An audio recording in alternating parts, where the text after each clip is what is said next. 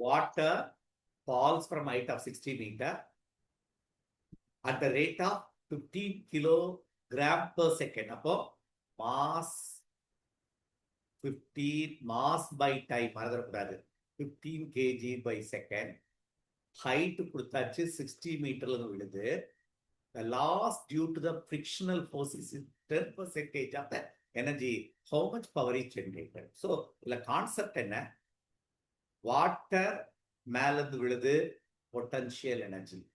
Potential energy அது இங்க வந்து கீழே வர்றப்ப கைனடிக் எனர்ஜியா மாறுது. அது எலக்ட்ரிக்கல் எனர்ஜியா டர்பைன்ல ப்ரொடியூஸ் ஆகும். Potential energy by time, kinetic energy by time, electrical energy by time power. அதான் பவர். அப்ப power that generated is 10% loss ஆயிருச்சு பொட்டன்ஷியல் எனர்ஜியில. கீழே வந்து சேர்றப்ப 10% லாஸ். அப்போ 90% ஆஃப் பொட்டன்ஷியல் எனர்ஜி தான் பவரா கன்வெர்ட் ஆகுது. அப்போ 90 into mgh, m by time, the potential energy by time. அப்போ m by t வந்து இது வந்து 90 by 100 into mgh by t.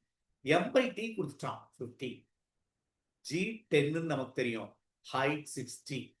இதை நம்ம கால்குலேட் பண்ணோம்னா 8100 வாட் வரும். அதை 8.1 கிலோ வாட்னு எழுதிடலாம். This is the answer. Okay.